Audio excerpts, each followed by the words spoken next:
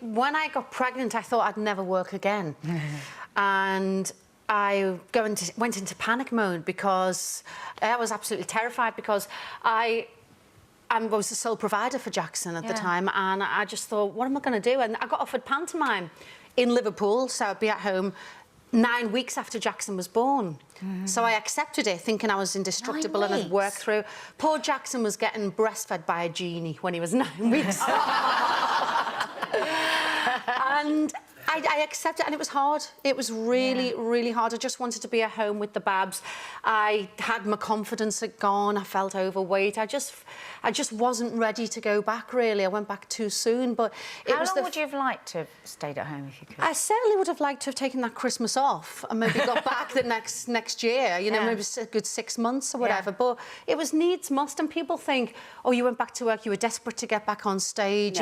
No, I had to pay bills. But you're I'm a single mum. I'm a single mum. I had to pay the bills, had to pay the mortgage, had to provide for the baby, and it was needs must. Get me fishnets back on and get back out there. That's what I had to do. It's funny though, isn't it? Because when I had Maddie, and Mark is a wonderful dad, very modern dad, very, right on, PC, everything.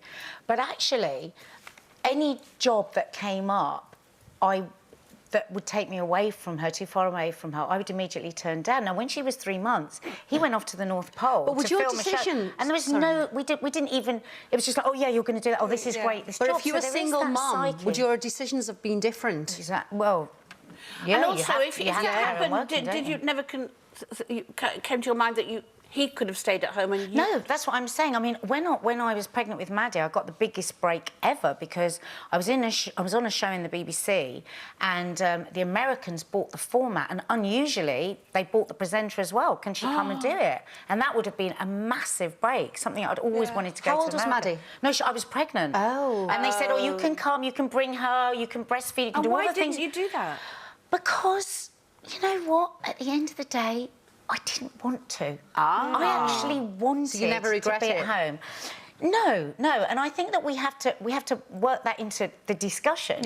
Is yes, there are the men that are not taking their fair share, but a lot of women make that choice, and I think you have to be able to have that choice, so you're not penalised financially or with promotions on any business level. You ought to be able to have the choice. What do you think? I think it's really interesting, this shared parental leave, because that's come into legislation. Was it? I think last year or whatever. Interesting enough, in Sweden, which does everything really well. The parental leave came in 1974. They've been doing it since then. And what's really interesting, because I think there's a lot of people that are not taking the parental leave. Well, tiny amount. Yeah, I mean, there's a lot of men are not taking it, and you have to ask yourself why. And I think sometimes we have to force society to take an equal role. So shared parental leave, is that mother and the father take time out and they get the same amount of money? That's right. So you get double the money. That's right. So so basically, out of 480 days in Sweden, 60 must be taken by the father, or else all is lost. And this leave can be taken by month, weekday,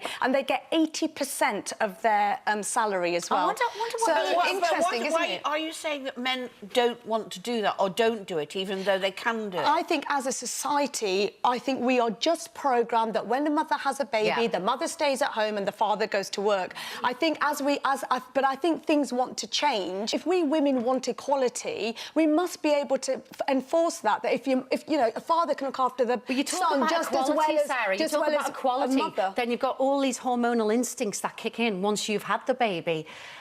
You can say this, I want that, from a business point of view, but when you're a new mum, your emotions are all over the place, and like you said, you just want to be home. And that's a choice. That's a choice, but not all women go through all of that. So what I'm saying is that some fathers, for example, may want to be part of that, child growing up, the early stages, but actually they don't get a say in it. But if there was sort of legislation or society has changed... How do we get more men to take responsibility? Well, they take have that by changing the legislation, haven't they? Yeah, well, the legislation is there, but there's not the uptake. Yeah. Now, is that because a lot of women want that to be the way, or is it just that we need to change a whole I think we have to change society. Thinking, I think the way, you know, is, I don't know, and I also think it's that the inequality in the gender pay, you know, for a man, you know, in general, men get paid more than women, and so if a man has to take work off, it may actually, you know, the finances of the home may suffer a bit more. So there's a lot to take into account. From the position of a business person,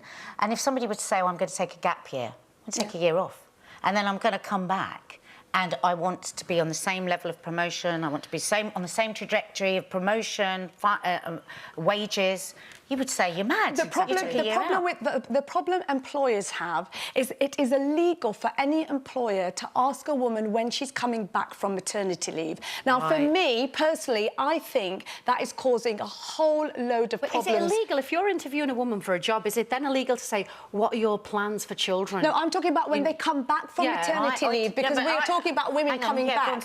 So my point is that as an employer, you kind of want to plan for when a woman, if that employee is brilliant, she's great, you want to come back, you want to have that conversation so that you both sides know what's expected, and actually the woman feels that actually I can talk to my employer, I come back, and we've got an agreed plan. But they're not having those conversations. If you thought that got heated, wait until you watch these and click here to subscribe. You may as well. It's totally free.